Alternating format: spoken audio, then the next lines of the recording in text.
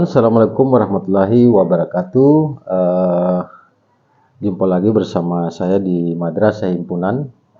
Lanjut membahas tentang surat Al-Hadid di dalam Al-Quran atau besi atau logam gitu. Jadi teman-teman sekalian, di dalam surat ini banyak Allah memberi pesan, yaitu tentang besi atau logam, tentang manfaatnya, tentang kekuatan, dan tentu saja Allah mengatakan bahwa sesungguhnya Allah Maha Kuat lagi Maha Perkasa. Itu disebutkan dalam surat Al-Hadid ini, dan disebutkan juga Allah Maha Bijaksana di dalam surat Al-Hadid dalam Al-Quran ini. Nah, yang menarik bahwa kalau kita lihat sejarah atau kebudayaan manusia, kekayaan seseorang itu atau kekayaan sebuah bangsa, seseorang, kelompok, atau kekuatan itu disimbolkan dengan logam, baik itu besi jenis fero maupun logam mulia seperti emas, perak, dan lain-lain gitu. Kenapa demikian? Ini tentu ada hubungannya, tidak main-main. Kebudayaan manusia itu menyimbolkan logam itu sebagai sumber kekayaan atau kemakmuran atau harta, dan juga sekaligus sebagai sumber kekuatan, itu sumber kekuatan dan kekuasaan itu. Ini cukup menarik. Nah, ini banyak pesan dan makna di dalam surat Al-Hadid ini sebenarnya. Makanya di situ Allah mengatakan sesungguhnya Dialah yang Maha Kuat dan Maha Perkasa dan Maha Bijaksana gitu. Nah, di ayat ini juga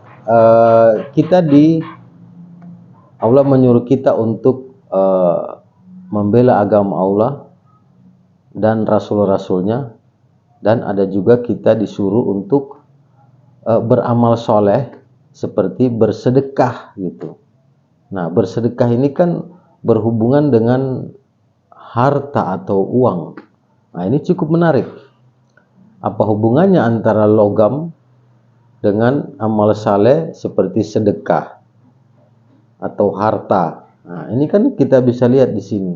Berarti orang yang dekat dengan logam itu tentu saja orang yang memiliki harta atau kaya, begitu juga kuat gitu. Makanya disuruh melindungi, membantu agama Allah dan Rasul-Rasulnya. Jadi ada dua yang saya tangkap di dalam ayat ini seperti menggambarkan tentang kekuatan dan kekayaan. Nah, jika kita memiliki kekuatan dan kekayaan, tapi kita tidak beramal soleh, maka kita terkena pasal-pasal tentang orang-orang yang merugi dan berdosa karena kita memiliki kekuatan dan harta tapi tidak beramal soleh atau berbuat kebajikan, atau tidak membantu agama Allah dan Rasul-Rasulnya, atau orang-orang lemah gitu. Malah bisa jadi kita terkena dosa karena kekuatan dan kekayaan kita gunakan untuk kezaliman dan kejahatan gitu. Makanya di ayat ini ditekankan membantu agama Allah, agar kamu membantu agama Allah dan Rasul-Rasulnya. Dan kita juga disuruh untuk beramal soleh seperti bersedekah gitu. Nah, kita bisa telaah kalau kita baca semua surat Al-Hadid di dalam Al-Quran, kita bisa lihat ayatnya satu persatu. Nah, kita bisa mendapatkan pesan-pesan dan makna di dalam surat Al-Hadid ini. Jadi surat Al-Hadid ini ada bicara tentang kekuatan dan kekayaan sebenarnya. Karena logam itu banyak manfaat dan bisa digunakan oleh manusia, disebutkan di dalam surat Al-Hadid ini.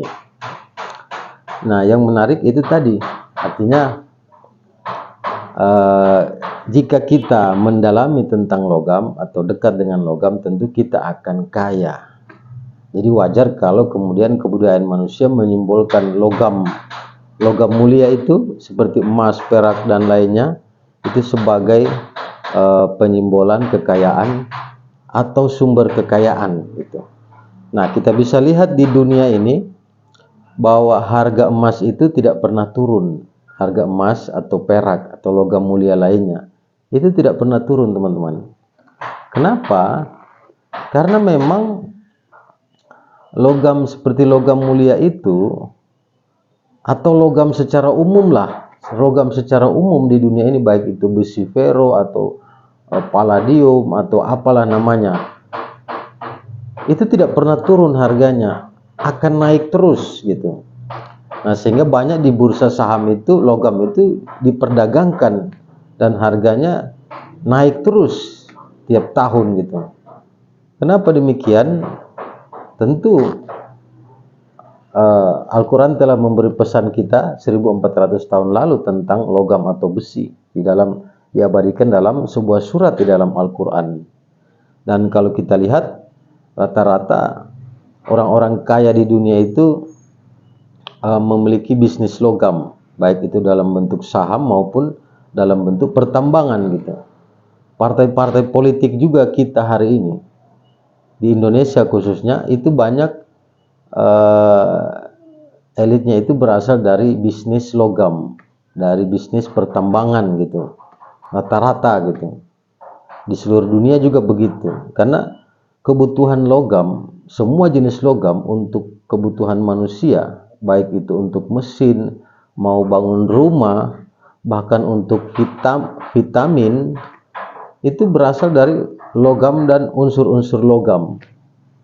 Nah, ini Al-Quran Allah telah memberi pesan khusus sebenarnya dalam Al-Quran tentang besi atau logam ini.